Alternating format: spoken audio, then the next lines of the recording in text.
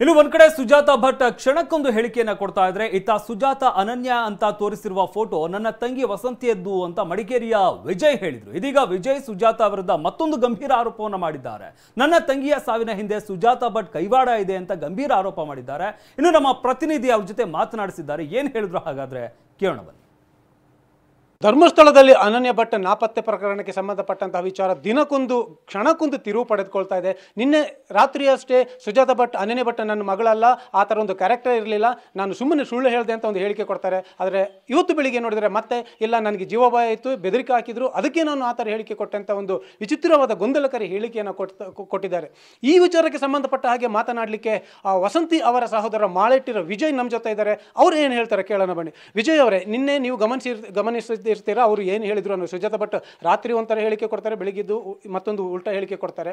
ಇದನ್ನು ಗಮನಿಸಿದಾಗ ನಿಮ್ಗೆ ಏನು ಅನ್ಸುತ್ತೆ ಅನ್ನೋದು, ನೀವು ಆ ಹೇಳಿಕೆಗಳನ್ನು ನೋಡಿದ್ರ ಅನ್ನೋದು? ಶುದ್ಧ ಸುಳ್ಳು ಸರ್. ಬೆಳಿಗ್ಗೆ ಮಗಳಲ್ಲ ಅಂತ ಹೇಳ್ತಾರೆ, ರಾತ್ರಿ ಮಗಳು ಅಂತ ಹೇಳ್ತಾಳೆ. ಇದು ಯಾರ್ದು ಬೆದರಿಕೆ, ಗೊಡ್ಡು ಬೆದರಿಕೆ ಇದೆ ಅಂತ ಹೇಳ್ತಾರೆ. ಇದು ತನಿಖೆ ಆಗ್ಬೇಕು ಸರ್, ತನಿಖೆ ಆಗಬೇಕು. ಅಲ್ಲ, ಅವ್ರು ಯಾಕೆ ಆ ಥರ ಹೇಳ್ತಿದ್ದಾರೆ ಅಂತ ನಿಮ್ಗೆ ಅನ್ಸುತ್ತೆ? ರಾತ್ರಿ ಒಂದು ಹೇಳಿಕೆ, ಬೆಳಿಗ್ಗೆ ಒಂದು ಹೇಳಿಕೆ, ಏನು ವಿಚಾರ ನಡೀತಿದೆ ಅಲ್ಲಿ ಅನ್ನೋದು? ಏನು ವಿಚಾರ ನಡೀತಾ ಇದೆ ನನಗೊತ್ತು. ಸುಳ್ಳು ಹೇಳ್ತಾ ಇದ್ದಾಳೆ ಸರ್, ಅವ್ರದ್ದೊಂದು ಫ್ರಾಡ್ ಅವಳು. ನಕ್ಸಲೈಟ್ ಜೊತೆಯಲ್ಲಿ ಕನೆಕ್ಷನ್ ಇದೆ ಅಂತ ಹೇಳ್ತಾರೆ. ಸುಳ್ಳು ಸುಳ್ಳು ಸುಳ್ಳು, ಬಾಯಿ ಓಪನ್ ಮಾಡಿದರೆ ಸುಳ್ಳು, ಶುದ್ಧ ಸುಳ್ಳು. ಅದು ನಾಟಕ ಆಡ್ತಾ ಇದ್ದಾಳೆ. ಸುಜಾತಾ ಭಟ್ ಅವರು ಈ ಹಿಂದೆ ಯಾವುದಾದ್ರೂ ಕಾರಣಕ್ಕೆ ಇಲ್ಲಿಗೆ ವಿರಾಜಪೇಟೆಗೆ ನಿಮ್ಮ ಊರಿಗೆ ಬಂದಿದೆ ಅನ್ನೋದು ನಿಮ್ಗೆ ನೆನಪಿದೆಯಾ ಅಥವಾ ಯಾರು ಹೇಳಿದ್ದಾರೆ? ಈ ವಿಚಾರ ಏನು ಗೊತ್ತು ನಿಮಗೆ? ಅವರು ವಿರಾಜಪೇಟೆಗೆ ಬಂದು ಡೆತ್ ಸರ್ಟಿಫಿಕೇಟ್ ತಗೊಂಡು ಹೋಗಿದಾರಂತೆ.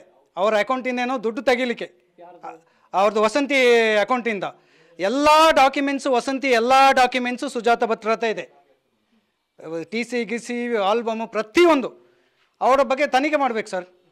ಆವಾಗಲೇ ಮಾತಾಡ್ತಾ ಮತ್ತೊಂದು ವಿಚಾರ ಅಂದರೆ, ಸುಜಾತಾ ಭಟ್ ಬಗ್ಗೆ ನನಗೆ ತುಂಬ ಡೌಟ್ಗಳಿದೆ. ಯಾಕಂತಂದರೆ ನಿಮ್ಮ ತಂಗಿಯ ಸಾವಿನ ವಿಚಾರದಲ್ಲಿ ನಿಮಗೆ ಇವಾಗಲೂ ಕೂಡ ಡೌಟ್ ಇದೆ. ಅವತ್ತು ನ್ಯಾಯ ಸಿಕ್ಕಿರಲಿಲ್ಲ, ಮತ್ತೆ ತನಿಖೆಗೆ ಒಳಪಡಿಸಬೇಕು. ಯಾಕೆ ಆ ಥರ ಹೇಳ್ತೀರಿ ಅನ್ನೋದು? ಯಾಕೆಂದರೆ 2004 ಅವರು ಇದು ರಂಗಪ್ರಸಾದ್ ಪರಿಚಯ ಇತ್ತಂತೆ. ಇವಳದು ಡೆತ್ ಆಗಿದ್ದು 2007. ಅದಕ್ಕೆ ನಮಗೆ ಸಂಶಯ, ಇವಳದು ಮುಂಚೆನೇ ಕಾಂಟ್ಯಾಕ್ಟ್ ಇತ್ತು ಅಂತ. ಇವ್ರದ್ದೇ ಕೈವಾಡ ಇದೆ ಅಂತ, 100% ಸುಜಾತಾ ಭಟ್ ಅವ್ರದ್ದೇ ಕೈವಾಡ ಇದೆ ಅಂತ. ಅಲ್ಲ, ಕೈವಾಡ ಇದೆ ಅಂತಂದರೆ ಈಗ ಸುಜಾತಾ ಭಟ್ಗೂ ನೀವು ವಾಸಂತಿಗೂ ಏನು ಅಲ್ಲಿ ಲಿಂಕ್ ಇತ್ತು, ಸಂಬಂಧ ಇತ್ತು, ಪರಿಚಯ ಇತ್ತು ಅನ್ನೋದು ಯಾವುದು ಕೂಡ ಸ್ಪಷ್ಟತೆ ಇಲ್ಲ. ನಿಮಗೆ ಏನಾದರೂ ಸ್ಪಷ್ಟತೆ ಇದೆಯಾ? ಅಂದರೆ ಶ್ರೀವತ್ಸ ಭಟ್ ಯಾರಿದ್ದಾರೆ, ವಸಂತಿ ಅವರ ಗಂಡ, ಅವರಿಗೂ ಸುಜಾತಾ ಭಟ್ಗೆ ಏನು ಸಂಬಂಧ ಇತ್ತು? ಏನಾದರೂ ನಿಮಗೆ ಫ್ಯಾಮಿಲಿ ಲೆವೆಲ್ ಏನೋ ಲಿಂಕ್ ಇತ್ತ ಗೊತ್ತಲ್ಲ? ನಮಗೆ ಏನು ಹೇಳ್ಕೊಳ್ಳಿಲ್ಲ, ಅದ್ರ ಬಗ್ಗೆ ಏನು ಹೇಳ್ಕೊಳ್ಳಿಲ್ಲ. ಅವಳನ್ನು ನೋಡಿಲ್ಲ ನಾನು. ಇನ್ನು ಮದುವೆ CD ಇದೆ, ಅದರಲ್ಲಿ ಏನಾದರೂ ನೋಡಬೇಕು ಇವಳೆಲ್ಲ ಬಂದಿದ್ದಾರಾ ಮದುವೆಗೆ ಅಂತ. ಯಾರು ಸುಜಾತಾ ಭಟ್ ಹೇಳೋರು ನಮ್ಮ ತಂಗಿ ಮದುವೆಗೆ, ಅದು ನನಗೆ ಮಾಹಿತಿ ಇಲ್ಲ. ನೋಡಿಬಿಟ್ಟು ಇದು ಮಾಡಬೇಕು, ರೆಕ್ಟಿಫೈ ಮಾಡಬೇಕು. ಅಂದರೆ ಈಗ ವಾಸಂತಿ ಸಾವಿನ ತನಿಖೆಯನ್ನು ಮತ್ತೆ ನೀವು ತನಿಖೆ ಮಾಡಿ ಅಂತ ಸರ್ಕಾರಕ್ಕೆ ಆಗ್ರಹ ಮಾಡ್ತಾ ಇದ್ದೀರಿ? ಹೌದು, ಮತ್ತೆ ಸರ್ಕಾರಕ್ಕೆ ಆಗ್ರಹ ಮಾಡ್ತಾ ಇದ್ದೀನಿ ನಾನು, ತನಿಖೆ ಆಗಬೇಕು ಅಂತ. ಕ್ಯಾಮರಾಮನ್ ನವೀನ್ ಜೊತೆ ಗೋಪಾಲ್ ಸೋಮಯ್ಯ, TV9 ಕೊಡಗು.